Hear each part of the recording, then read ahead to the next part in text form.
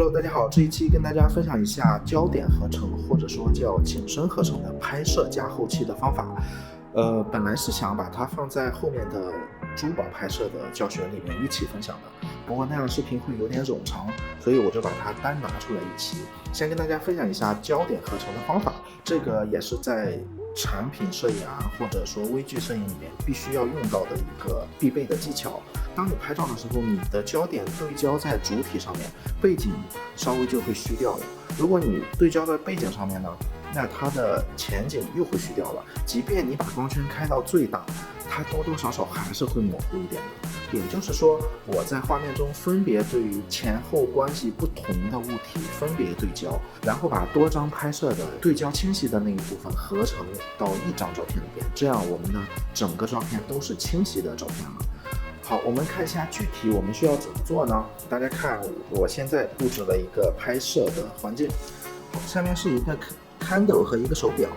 好，此时大家可以看到，当我把对焦点放在手表上的时候，下面的那个字低至 0.99 元，它就稍微有点模糊了。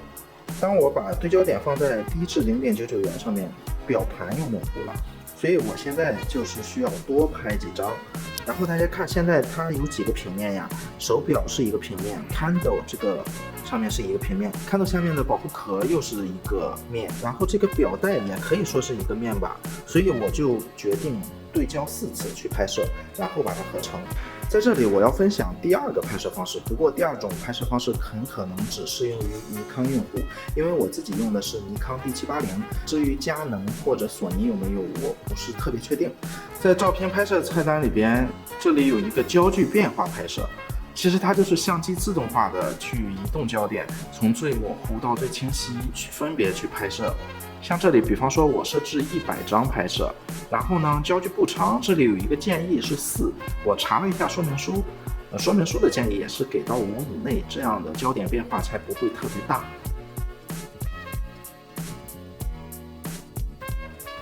一些摄影师在拍摄微距作品的时候习惯用微距导轨，可以更精确的控制。不过我个人觉得这样稍微有一点麻烦。其实用我分享的这一个方法，同样可以做出完美的焦点合成。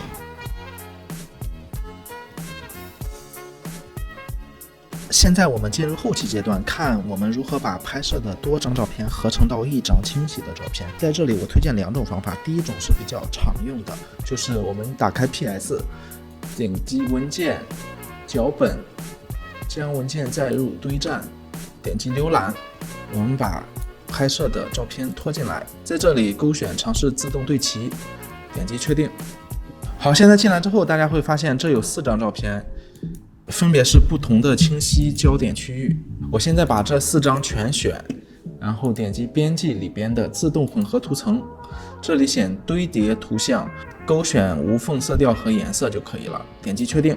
好，现在我们可以看到它给每一张图片都自动生成了蒙版。现在手表上面的文字还有这个保护壳都是清晰的，这样我们就生成了一个焦点比较清晰的照片了。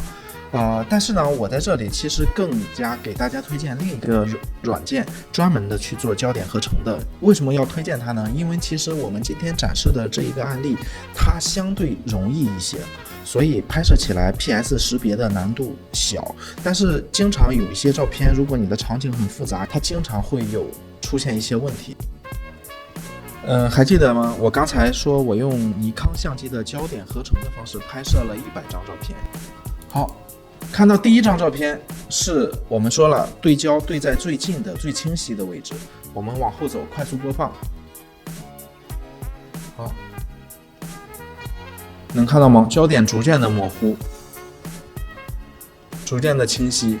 这样我用同样的方式给它合成出来的照片是这样，但是我放大看一点，大家可以看到这个边缘的这个地方有点胶带的稍微有一点模糊，对不对？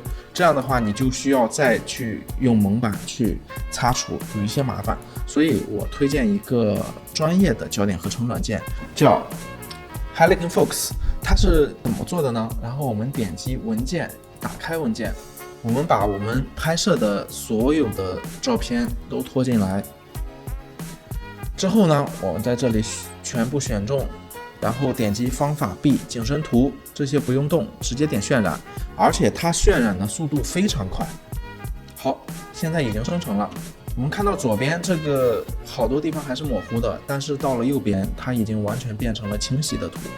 好，现在我们点击文件保存，我们可以给它保存到一个位置就可以了。这个软件在我这么多次的使用下来，几乎没有出过什么错误，反而 PS 稍微复杂的一点场景就经常容易出毛病，所以我更加推荐大家用这一个软件，它也可以直接识别 RAW 文件。如果有需要的朋友可以关注我，然后私信我，我发给你。